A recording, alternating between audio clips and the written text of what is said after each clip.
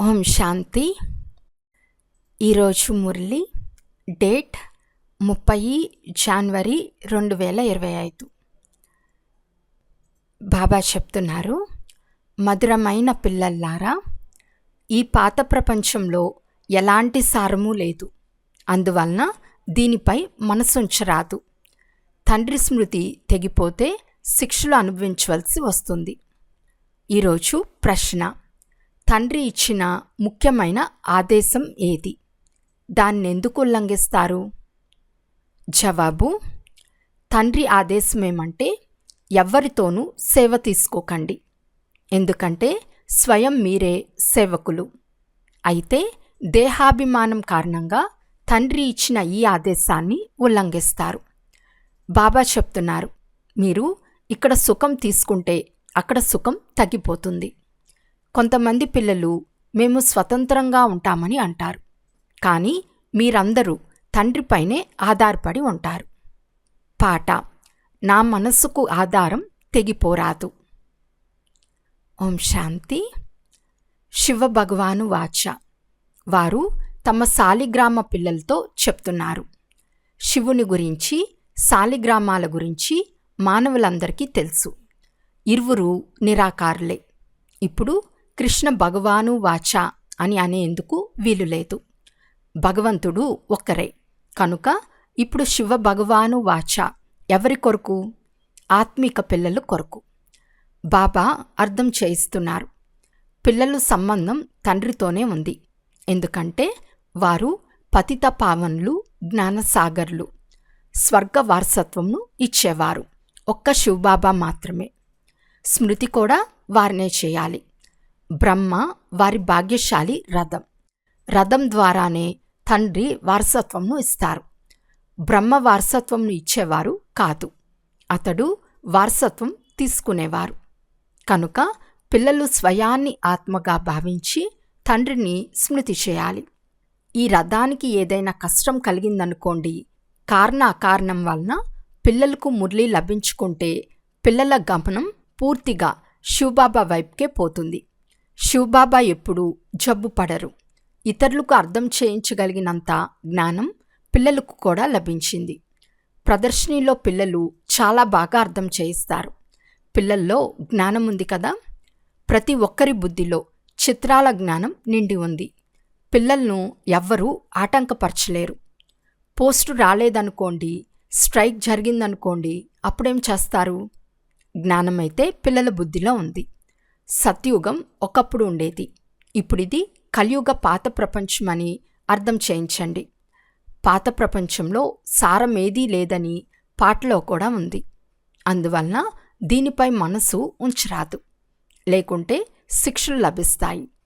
తండ్రి స్మృతి ద్వారా శిక్షలు తగ్గిపోతూ ఉంటాయి. తండ్రి స్మృతి తెగిపోయి శిక్షలను అనుభవించి మళ్ళీ పాత ప్రపంచంలోకి వెళ్ళరాదు. ఈ విధంగా చాలామంది వెళ్ళిపోయారు. వారికి తండ్రి స్మృతి కూడా లేదు. మళ్ళీ పాత ప్రపంచం వైపుకు వెళ్ళిపోయారు. ప్రపంచం చాలా చెడిపోయింది. ఎవరి వైపైనా మనసు వెళ్ళిందంటే, ఆకర్షింపబడితే శిక్షలు చాలా అనుభవించవలసి వస్తుంది. పిల్లలు జ్ఞానం వినాలి. భక్తి మార్గంలోని పాటలు కూడా వినరాదు. ఇప్పుడు మీరు సంగం యుగంలో ఉన్నారు. జ్ఞానసాగర్లైన తండ్రి ద్వారా మీకు సంగం యుగంలోనే జ్ఞానం లభిస్తుంది. ప్రపంచంలోని వారెవ్వరికీ ఈ విషయం తెలియదు. జ్ఞానసాగర్లు ఒక్కరే అని కూడా తెలియదు. వారు జ్ఞానం ఇచ్చినప్పుడు మనుషులకు సద్గతి కలుగుతుంది. సద్గతి దాత వారు ఒక్కరు మాత్రమే, కావున వారి మతంను అనుసరించాలి. మాయ ఎవ్వరినీ వదలదు. దేహాభిమానం వచ్చిన తర్వాతనే ఏదో ఒక తప్పు జరుగుతుంది. కొంతమంది కామానికి వశమవుతారు, కొంతమంది క్రోధవశమవుతారు. ఎవరినైనా ప్రేమించాలి, ఇది చేయాలి అని మనసులో తుఫాన్లు చాలా వస్తాయి. ఎవరి శరీరం పైన మనసు తగులుకోరాదు. తండ్రి చెప్తున్నారు, స్వయాన్ని ఆత్మగా భావిస్తే దేహభావం ఉండదు, లేకుంటే తండ్రి ఆజ్ఞ ఉల్లంఘించడం అవుతుంది. దేహాహంకారం వలన చాలా నష్టం కలుగుతుంది. అందువలన దేహ సహితంగా సర్వము మర్చిపోవాలి. కేవలం తండ్రిని, ఇంటిని మాత్రం స్మృతి చేయాలి. ఆత్మలకు తండ్రి అర్థం చేయిస్తున్నారు. శరీరం ద్వారా పనులు చేస్తూ నన్ను స్మృతి చేస్తే వికర్మలు భస్మమైపోతాయి. ఇది చాలా సులభమైన మార్గం. మీ ద్వారా తప్పులు జరుగుతూ ఉంటాయని కూడా తెలుసు. కానీ తప్పులు చేస్తూ అందులోనే ఇరుక్కోరాదు. ఒకసారి తప్పు జరిగిన తర్వాత ఆ తప్పు మళ్ళీ చేయరాదు. మీ చెవులు మీరే పట్టుకోవాలి. అప్పుడు మళ్ళీ ఆ తప్పు జరగదు. పురుషార్థం చేయాలి. ఒకవేళ పదే పదే తప్పు జరుగుతూ ఉంటే నేను చాలా నష్టపోతానని అర్థం చేసుకోవాలి. తప్పులు చేస్తూ చేస్తూ దుర్గతి పాలయ్యారు కదా. ఎంత పెద్ద మెట్లు దిగుతూ దిగుతూ క్రిందకు దిగిపోయి ఎలా ఉండేవారు, ఎలా అయ్యారు? ఇంతకుముందు ఈ జ్ఞానం లేదు. ఇప్పుడు నెంబర్ వార్ పురుషార్థానుసారం జ్ఞానంలో అందరూ ప్రావీణ్యులైపోయారు. ఎంత సాధ్యమైతే అంత అంతర్ముఖులుగా కూడా ఉండాలి. నోటితో ఏమీ మాట్లాడరాదు. జ్ఞానంలో ప్రావీణ్యులైన పిల్లలు ఎప్పుడూ పాత ప్రపంచంపై మనస్సు ఉంచుకోరు. మేము రావణ రాజ్యంను వినాశనం చేయాలని వారి బుద్ధిలో ఉంటుంది.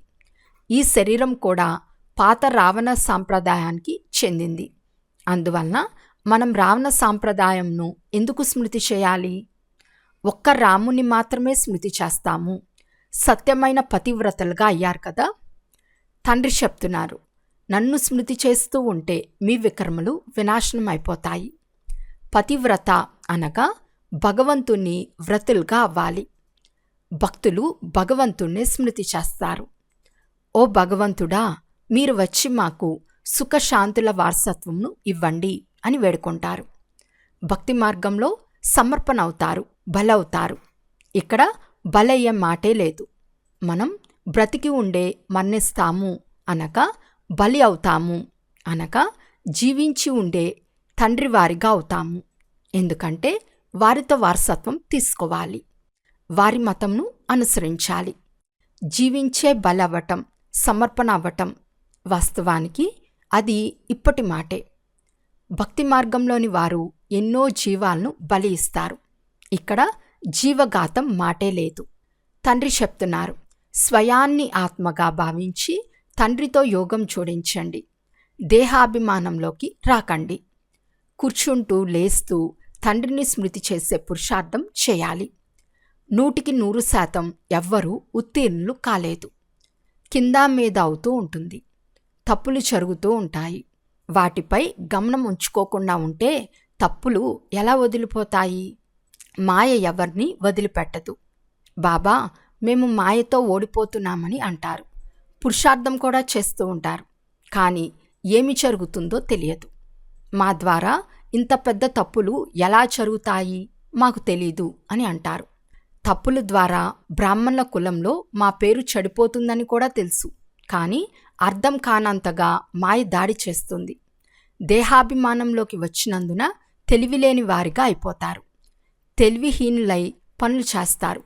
కనుక గ్లాని కూడా జరుగుతుంది. వారసత్వం కూడా తగ్గిపోతుంది. ఇలా చాలా తప్పులు చేస్తూ ఉంటారు. మాయ చాలా తీవ్రంగా చెంపదెబ్బలు వేస్తుంది. స్వయం ఓడిపోయి క్రోధంలోకి వచ్చి ఇతరులకు చెంపదెబ్బ వేస్తారు. ఇంకా ఎక్కువ కోపం వస్తే పాదరక్ష పూజ కూడా చేసి తర్వాత పశ్చాత్తాపపడతారు. బాబా అంటున్నారు, ఇప్పుడు చాలా శ్రమ చేయాల్సి వస్తుంది. స్వయం నష్టపోయి ఇతరులు కూడా నష్టపరిచారు. ఎంత నష్టం జరిగిపోయింది? రాహుగ్రహణం వారి నెత్తిన కూర్చుంది. ఇప్పుడు తండ్రి చెప్తున్నారు, దానం ఇస్తే గ్రహణం తొలగిపోతుంది. రాహుగ్రహణం కూర్చున్నట్లయితే అది వదిలేందుకు సమయం పడుతుంది. మెట్లు ఎక్కి దిగటం కష్టమవుతుంది. మానవులకు సారాయి తాగే అలవాటు ఉంటే దాన్ని వదలాలి అంటే ఎంత కష్టమవుతుంది? అన్నిటికంటే పెద్ద తప్పు ముఖం నల్లగా చేసుకోవటం. దీనివలన మాటిమాటికి శరీరం గుర్తుకు వస్తుంది. పిల్లలు మొదలైన వారు ఉంటే వారి స్మృతే ఉంటుంది. వారు ఇతరులకు జ్ఞానం ఏమిస్తారు? వారి మాటలు ఎవరు వినను కూడా వినరు. మనం ఇప్పుడు అందరినీ మర్చి ఒక్కరినే స్మృతి చేసేందుకు ప్రయత్నిస్తాము. ఇందులో చాలా గమనం ఉంచి సంభాళించుకోవాల్సి వస్తుంది. మాయ చాలా తీవ్రమైనది. రోజంతా శివబాబాను మాత్రమే స్మృతి చేయాలనే గమనం ఉండాలి. ఇప్పుడు నాటకం పూర్తవుతుంది. మనము వెళ్ళిపోవాలి. ఈ శరీరం కూడా నాశనం అవుతుంది. తండ్రిని ఎంతగా స్మృతి చేస్తారో అంతగా దేహాభిమానం వదులుతూ పోతుంది. ఇతరులెవ్వరూ గుర్తుకురారు. ఇది చాలా గొప్ప గమ్యం. తండ్రితో తప్ప మరెవ్వరితోనూ మనసు జోడించరాదు. అలా జోడిస్తే వారే గుర్తుకు వస్తారు. తప్పకుండా బదులు తీర్చుకుంటారు. చాలా ఉన్నతమైన గమ్యం. చెప్పడమైతే చాలా తేలిక. లక్షల్లో ఎవరో ఒక్కరు మాత్రమే వస్తారు. కొంతమంది స్కాలర్షిప్ కూడా తీసుకుంటారు కదా. బాగా శ్రమ చేసేవారు స్కాలర్షిప్ తప్పకుండా తీసుకుంటారు. సాక్షిగా ఉండి సర్వీస్ ఎలా చేస్తున్నామని గమనముంచుకోవాలి. చాలామంది పిల్లలు భౌతిక సేవ వదిలి ఈ సేవలో లగ్నం అవ్వాలని అనుకుంటారు. కానీ బాబా పరిస్థితులను కూడా చూస్తారు. ఒంటరిగా ఉండి ఏ సంబంధాలు బంధువులు లేకుంటే పర్వాలేదు, అయినా నౌకరీ కూడా చేయండి, ఈ సేవ కూడా చేయండి అని అంటారు. నౌకరీలో కూడా చాలామంది కలుస్తూ ఉంటారు. పిల్లలైన మీకు జ్ఞానమైతే చాలా లభించింది. పిల్లల ద్వారా కూడా తండ్రి చాలా సేవ చేయిస్తూ ఉంటారు.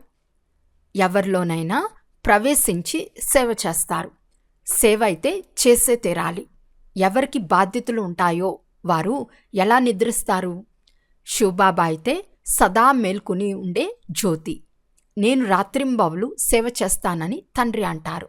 శరీరం అయితే అలసిపోతుంది. శరీరం పని చేయకుంటే ఆత్మ ఏం చేస్తుంది? తండ్రి అయితే అలసిపోరు కదా. వారు సదా మేల్కొని ఉండే జ్యోతి. మొత్తం ప్రపంచం అంతటినీ మేల్కొల్పుతారు. వారి పాత్ర అద్భుతమైనది. వారి పాత్ర గురించి పిల్లలైన మీలో కూడా కొంతమందికి మాత్రమే తెలుసు. ఆ తండ్రి మృత్యువుకు మృత్యువు. వారి ఆజ్ఞను పాటించకపోతే వారు ధర్మరాజు ద్వారా శిక్షలు అనుభవిస్తారు. తండ్రి ముఖ్యమైన ఆదేశమేమంటే ఎవరితోనూ సేవ తీసుకోకండి. కానీ దేహాభిమానంలోకి వచ్చి తండ్రి ఆజ్ఞలను ధిక్కరిస్తారు. బాబా అంటున్నారు, స్వయం మీరే సేవకులు. ఇక్కడ సుఖం తీసుకుంటే అక్కడ సుఖం తగ్గిపోతుంది. అలవాటైపోతే సేవకులు లేకుండా ఉండలేరు. కొంతమంది మేము స్వతంత్రంగా ఉంటామని అంటారు. కానీ ఆధారం ఉండటం మంచిదని తండ్రి అంటారు. మీరంతా తండ్రిపై ఆధారపడతారు. నా ఆధారం లేకుండా స్వతంత్రులుగా అయితే క్రింద పడిపోతారు. మీరంతా శివబాబాపై ఆధారపడతారు. ప్రపంచమంతటికి వారే ఆధారం. అందుకే ఓ పతిత పావన రమ్మని పిలుస్తారు. వారి ద్వారానే సుఖశాంతులు లభిస్తాయి. కానీ అర్థం చేసుకోరు. భక్తి మార్గపు ఈ సమయాన్ని కూడా దాటుకోవాలి. రాత్రి పూర్తయినప్పుడు తండ్రి వస్తారు. ఒక్క సెకండు కూడా తేడా ఉండదు. నేను ఈ డ్రామాను గురించి తెలిసిన వాడును. డ్రామా ఆది మధ్యాంతాల గురించి మరెవ్వరికీ తెలియదు. సత్యుగం నుండి ఈ జ్ఞానం పూర్తి అదృశ్యమవుతుంది. ఇప్పుడు మీకు రచయిత రచనల ఆది మధ్య అంతాలు తెలుసు. దీన్నే జ్ఞానమని అంటారు. మిగిలినంతా భక్తి. తండ్రిని జ్ఞానసాగర్లు అని అంటారు. మనకు ఆ జ్ఞానమంతా లభిస్తూ ఉంది. పిల్లలకు మంచి నష కూడా ఉండాలి. రాజధాని స్థాపన అవుతూ ఉందని కూడా అర్థం చేసుకున్నారు. కొంతమంది సాధారణ ప్రజల్లో కూడా సాధారణ నౌకర్లు చౌకర్లుగా అవుతారు. కొంచెం కూడా జ్ఞానం అర్థం కాదు.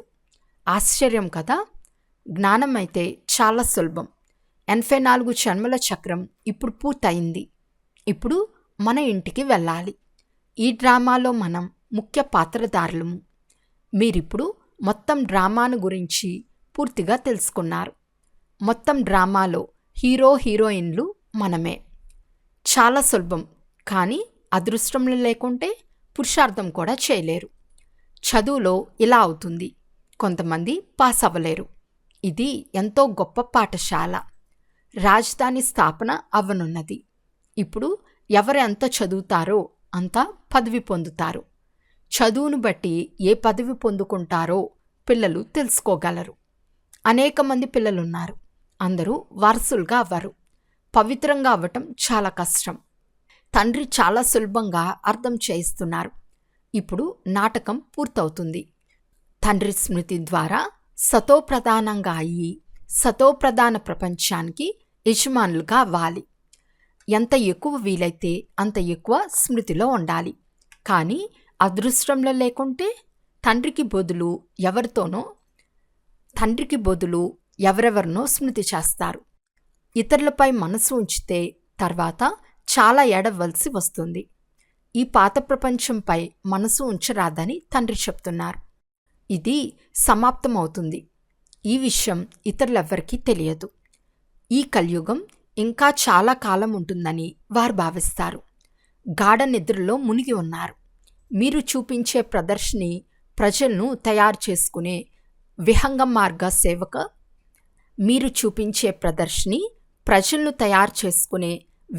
మార్గ సేవకు సాధనం.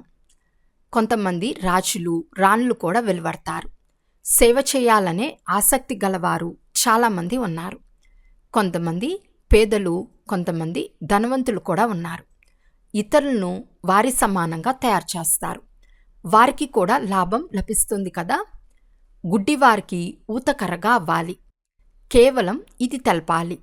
తండ్రిని, వారసత్వంను స్మృతి చేయండి. వినాశనం మీ ఎదురుగా నిలబడి ఉంది. వినాశ సమయం సమీపంగా చూసినప్పుడు మీ మాటలు వింటారు. మీ సేవ కూడా వృద్ధి చెందుతూ ఉంటుంది. వీరు చెప్పేది సత్యమేనని తెలుసుకుంటారు. వినాశనం అవుతుందని మీరు ఉత్సాహంతో కేకలు వేస్తూ ఉంటారు. మీ ప్రదర్శనలు, మేళాలు, సేవ వృద్ధి చెందుతూ ఉంటాయి. ఏదైనా మంచి హాల్ లభిస్తే అద్దెకి ఇచ్చేందుకు కూడా సిద్ధమేనని ప్రయత్నం చేయాలి. మీ పేరు ఇంకా ప్రసిద్ధమవుతుందని వారికి చెప్పండి. చాలామంది వద్ద విశాలమైన గదులు ఊరికే పడి ఉంటాయి. పురుషార్థం చేస్తే 3 అడుగుల స్థలం దొరుకుతుంది.